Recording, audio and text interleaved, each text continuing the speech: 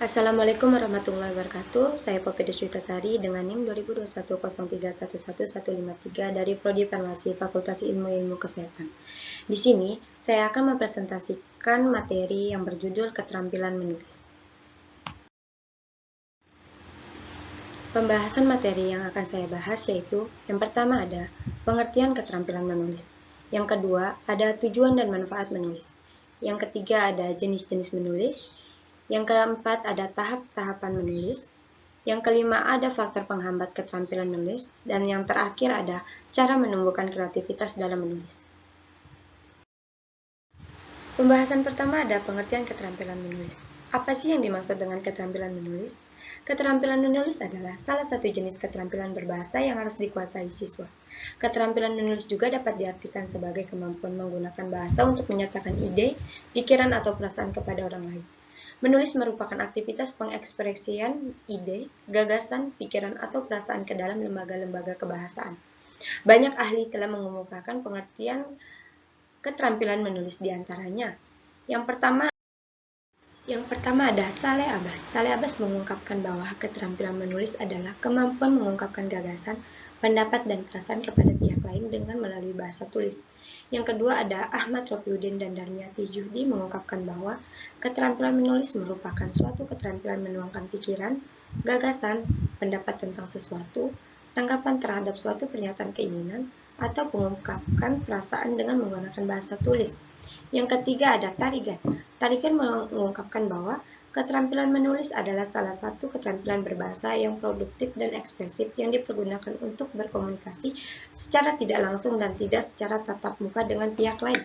Yang keempat ada Byrne. Byrne mengungkapkan bahwa keterampilan menulis adalah karangan atau mengarang, menuangkan buah pikiran ke dalam bahasa tulis melalui kalimat yang dirangkai secara utuh dan jelas sehingga dapat dikomunikasikan kepada pembaca dengan berhasil.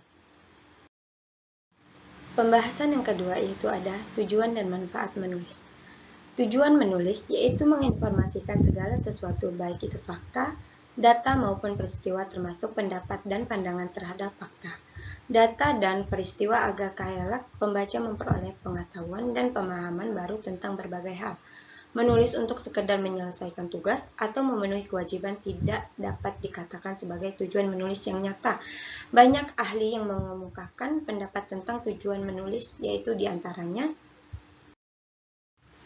yang pertama ada Rini Kristiantari mengungkapkan bahwa tujuan menulis yang jelas akan membimbing seseorang dalam usahanya membuat tulisan dengan baik. Yang kedua ada Ranking. Ranking mengungkapkan bahwa tujuan menulis secara umum adalah menginformasikan, meyakinkan, mengekspresikan diri, dan menghibur. Yang ketiga ada Suparno dan Muhammad Yunus mengungkapkan bahwa tujuan yang ingin dicapai seseorang penulis adalah menjadikan pembaca ikut berpikir dan bernalar, membuat pembaca tahu tentang yang hal diberitakan, menjadikan pembaca beropini, menjadikan pembaca mengerti, membuat pembaca terpersuasi oleh isi karangan, dan membuat pembaca senang dengan menghayati nilai-nilai yang dikemukakan seperti nilai kebenaran, nilai agama, nilai pendidikan, nilai sosial, nilai moral, nilai kemanusiaan, dan nilai estetika.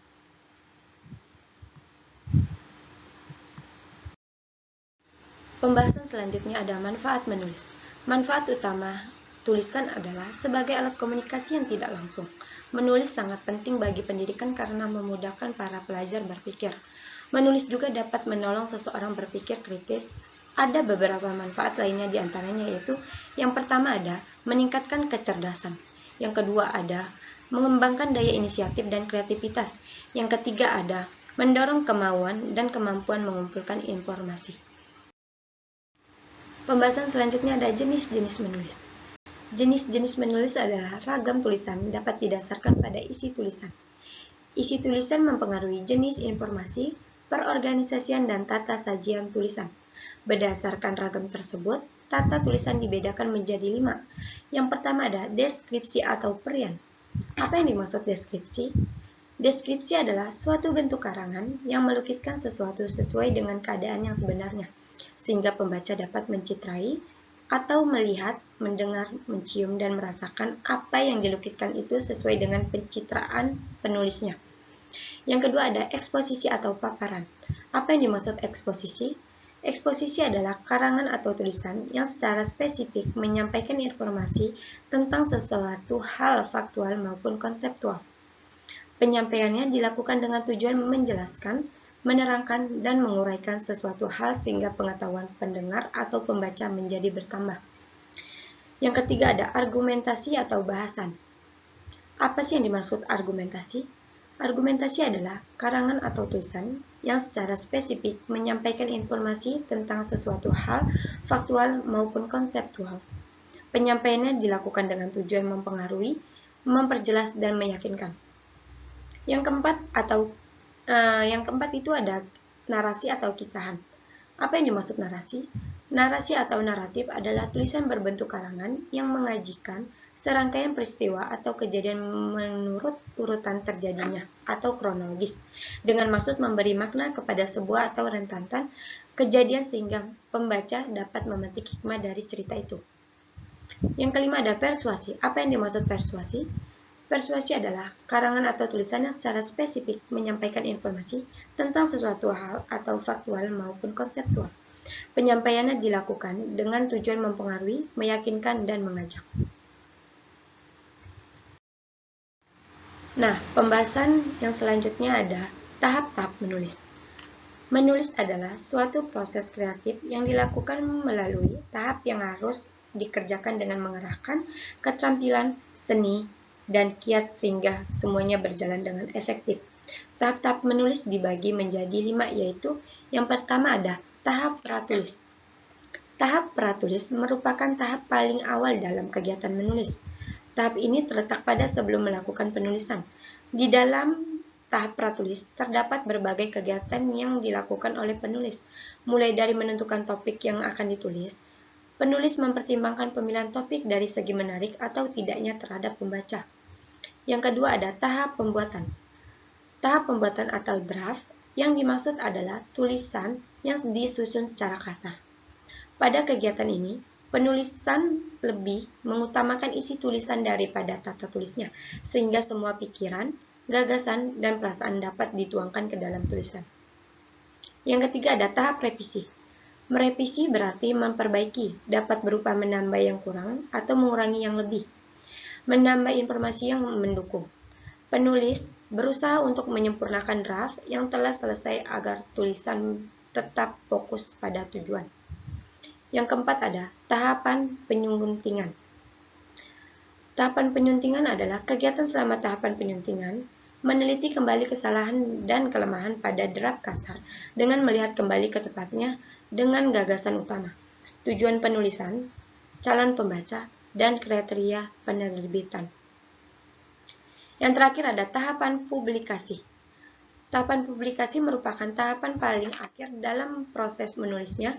Dalam tahap ini dilakukan adalah mempublikasikan tulisan melalui berbagai kemungkinan, misalnya mengirimkan kepada penerbit, redaksi majalah, dan lain sebagainya. Pembahasan selanjutnya ada faktor-faktor penghambat keterampilan menulis menurut Tarigan. Yang pertama ada sikap sebagian besar masyarakat terhadap bahasa Indonesia. Sebelum menggembirakan, mereka tidak merasa mau bila memakai bahasa Indonesia itu secara salah. Yang kedua ada kesibukan guru Indonesia di luar jam kerjanya menyebabkan mereka tidak sempat lagi memikir bagaimana cara pelaksanaan mengarang yang menarik dan efektif. Yang ketiga ada metode dan teknik mengajar, mengarang kurang bervariasi serta mungkin sekali hasil karangan siswa yang ada pun tidak sempat dikoreksi. Yang keempat ada latihan mengarang sangat kurang dilakukan oleh siswa. Pembahasan materi presentasi yang terakhir adalah cara menumbuhkan kreativitas dalam menulis. Yang pertama adalah selalu memiliki rasa ingin tahu. Yang kedua ada terbuka pada hal-hal yang baru. Yang ketiga berani memikul resiko.